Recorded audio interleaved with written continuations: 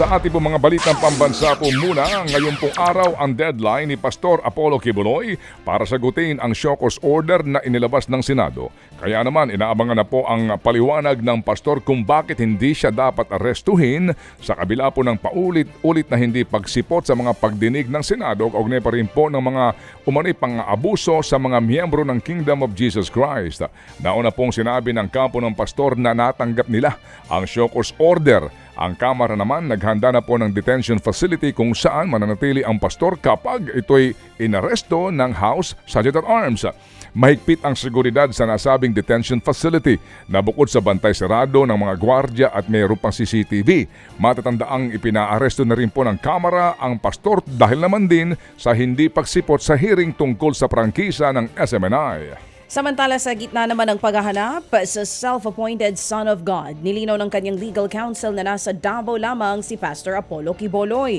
Ayon kay Attorney Ferdinand Topacio, nasa Prayer Mountain lamang ang pastor para magdasal at humingi ng guidance. Nakipagpulong naman si Topacio kasama ang ibang miyembro ng kanilang legal team sa pastor para pag-usapan ng mga hakbang na pupwede nilang tahakin sa harap ng napipintong pagpaparesto kay Pastor Apollo Kibuloy. Natalakay din daw ang isinusulong na pagbawi sa legislative franchise ng Sunshine Media Network o SMNI.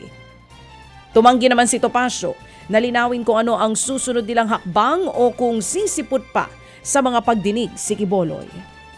Samantala nag-rally sa Office of the Ombudsman ang mga sinuspinding empleyado ng National Food Authority o NFA.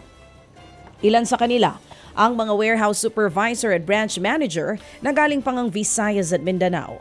Kabilang sa mga naghain ng motion for reconsideration para iapila at bawiin ang ipinataw sa kanila na suspension order.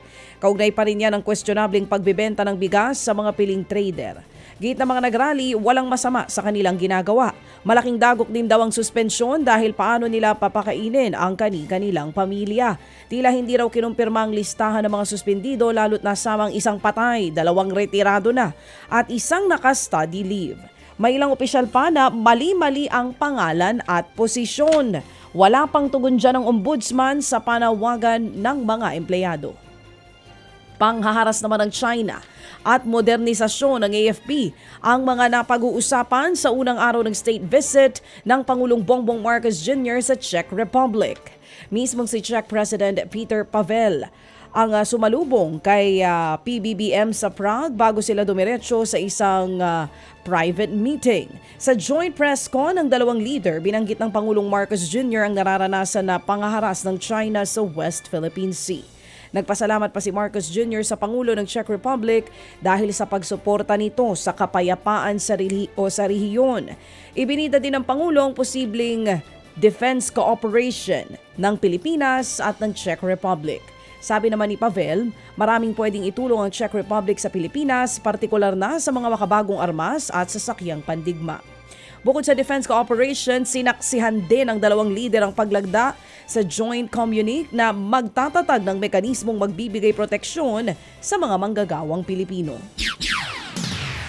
Muli namang inudyok ng China ang Pilipinas sa tigilan ng panlilinlang sa ibang bansa kung sino ba talaga ang tunay na pasimuno ng gulo sa South China Sea. Sa isang pahayag, sinabi ni Chinese Foreign Ministry spokesperson Wang Weibin na ang China ang unang naglayag at nakadiskubre sa mga isla sa rehiyon.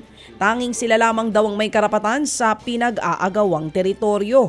Naayon daw ang posisyon nila sa sinusunod na international law. Ang hirit pa nga ng China, huwag nang idamay ang Pilipinas o ng Pilipinas ang iba pang bansa kabilang ang Amerika para wasakin ang kapayapaan sa South China Sea.